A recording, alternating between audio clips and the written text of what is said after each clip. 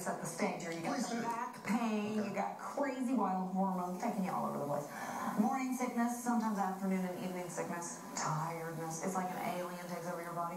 It can be hard to remember how pregnancy is a blessing, even for the most excited parents to be.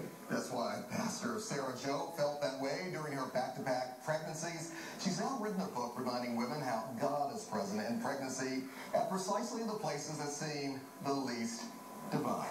Welcome to Live Tonight. So glad to have you. Thank you. What do we mean by that for us men who may not fully grasp it, what that's all about? Right. Well, what I found in thinking through my pregnancies was actually that at some of the hardest moments, I was receiving the greatest blessing, and that I was actually getting a chance to do the work that God is all about in the world. So I worship a God who's creator, who is the lover of people. I worship a God who suffers to bring new life into the world, and all of a sudden I found myself engaged in those same activities. And did that knowledge, because it literally came to you while you were on the bathroom floor, just in misery with nausea, right? Right. Did it help you not feel better physically, but feel stronger in that, kind of almost enjoy that nausea? Yeah, well, I won't say I enjoyed the nausea, but I will say that knowledge can change curse to blessing. What do you mean by that? Well, in Genesis chapter 4, Eve actually has just been cursed. They say that pain is going to now be in childbearing, but then she has Cain, and she exclaims, I have created a man with God. The knowledge of the power of what she's doing in her partnership with God actually changes her curse to blessing. So when we have eyes to see the importance of what we're doing, I actually think it can make back pain bearable, if not pleasant. I love that. This can also be extrapolated to a lot of other things. For that man who, barring any new technology, will never actually get pregnant. Yes. Right? I don't know. For an older woman, or for anyone who is not going to experience pregnancy, any kind of pain, you could extrapolate the same message, yes or no? Yes, absolutely. And another way that this book is helpful for non-pregnant people is that it actually, I think pregnancy teaches spiritual disciplines that we need for the life of faith.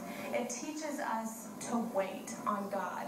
I actually think it helps us learn the logic of the kingdom, where we put little ones first. The last shall be first, the least shall be greatest. Good point. And so as we're learning these disciplines in pregnancy, the rest of us can look to pregnant women, I actually think, to learn some of the lessons that we can take into our larger faith life. Is this also a conversation maybe you have with many, many other women, whether pregnant or non-pregnant? Yes, absolutely. I find that women have a need and a desire to talk about their experiences in pregnancy and to make sense of them. We call pregnancy a blessing, but we don't ever explain how exactly that's the case. Yeah. And so I find that women do want to think through that and make specific sense of what it means to be blessed by something that's very difficult. Well, and let's take somebody who's on the couch with a chronic illness. They could take these same thoughts that I'm creating a stronger me out of this, or God is, perhaps.